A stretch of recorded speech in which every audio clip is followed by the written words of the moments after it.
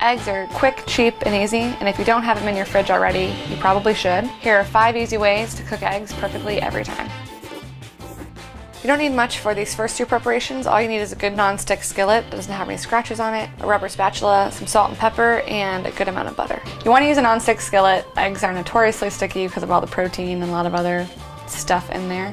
And you also want to make sure that you're not using any metal utensils on the pan itself. First up, scrambled eggs, one of my personal faves. Scrambled eggs, there's a lot of different ways to cook them. This is the way that we prefer at Tasty Kitchen. It's a great idea to crack them into a separate bowl first. One, in case you have any big chunks of eggshell in there. If any shell does get into the bowl itself, totally fine.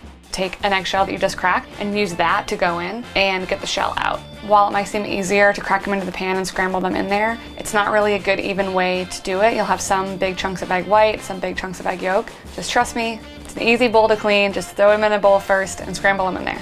So instead of adding milk or cream, we just use a lot of butter. You start with about 2 tablespoons of butter, get it nice and foamy in the pan, and when it's pretty much all the way melted, we're gonna season our eggs with a bit of salt and pepper and any other seasonings you want, and then into the pan. We wanna keep our heat pretty low here, and we're actually not gonna move the eggs at all until we kind of see a little bit of the egg setting on the sides of the pan. When you start to see a little bit of the eggs set, that's when you wanna take a rubber spatula, and from the outside in, push the eggs towards the center and kind of all around the pan so that all the eggs are cooking pretty evenly. When they're about 3/4 of the way cooked, we're gonna do a real sneaky trick here and add a few cubes of butter. That's another tablespoon cut into 4s or so. We're gonna melt those cubes of butter into the eggs themselves, and they're gonna kind of emulsify sort of this like creamy, nice meltiness into the scrambled eggs, and they add this like really beautiful creamy texture at the end. So we recommend taking them off a little bit before you think. The residual heat within the eggs will continue to cook them until they're the perfect doneness.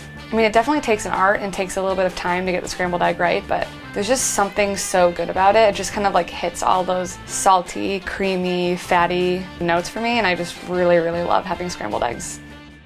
The fried egg. I think people are afraid of fried eggs. I don't know, there's like so many different ways to do it. It's like, should the pan be high heat? Should it be low? How do you get that perfect color? We're gonna do ours on a medium heat for the fried egg.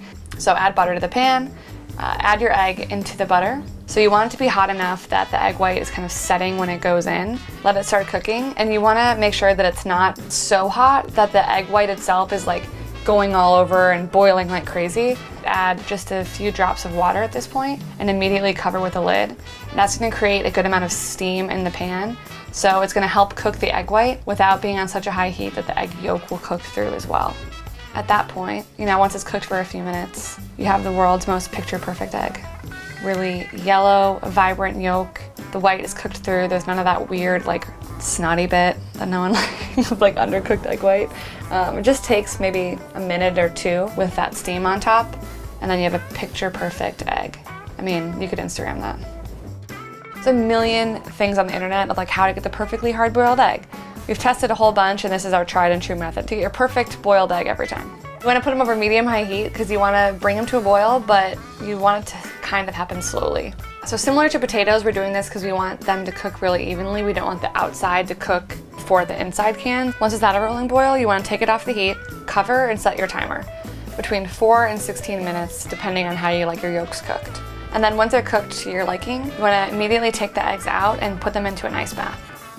That's gonna stop the cooking right away to make sure that your yolk is gonna be cooked to your preference.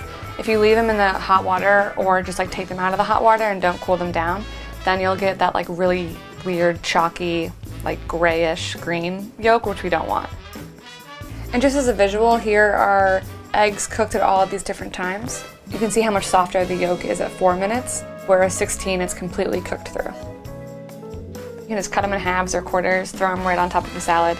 They add like a nice amount of color and freshness, I think. They're also a really good snack as well, but there's a million different recipes you can use for hard-boiled eggs. Poached. All right, so for poaching eggs, which I honestly don't think is too scary, you want to use a big pot of water. There's just like more room for the egg to kind of move around, and you want to make sure that your pot of water is, I know this sounds crazy, but like at a hard simmer. Like you don't want it so boiling that the water is really disruptive and it's gonna shake the egg a ton, but if it's not moving at all, then the egg will just completely sink to the bottom and there won't be any movement rolling that egg white over the egg yolk. Similar to scrambled eggs, you're always going to want to make sure that you're cracking your eggs into a bowl first. And then we're going to do a little whirlpool trick. So you're going to stick your spoon in, swirl the water, and then that center whirlpool is where we're going to drop our egg into. As it's slowing down is when you want to add your egg. If it's still going too heavy, if the whirlpool's too fast, then the egg's just going to be like, whoa. You want to let the egg go and do its thing in there until you kind of can't see any of that translucent egg white anymore. With a poached egg, you want the egg yolk to still be quite runny, but again, no one wants like a runny egg white. And that is a poached egg. So we're gonna blot it, get all the extra water off there, and then you're ready to eat. So that's the traditional method, but if you were doing a whole bunch, we've got a trick for you.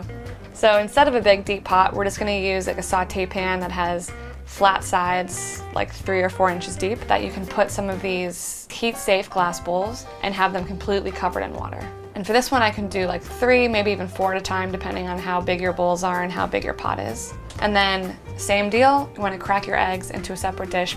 But what I'm going to do is actually go from one dish to another.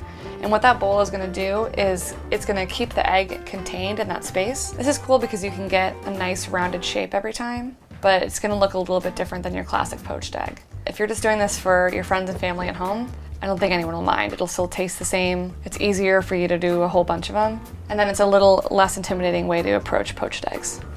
Really good, nice, soft, delicate way to have an egg. And it's also kind of an impressive way to serve something that's pretty cheap.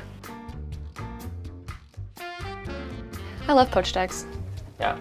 Are poached your favorite? Wait, do we know? I think my problem is I don't have a favorite. I like them all. If I had children, they'd be eggs. Can't really choose one, right? Depends on the day.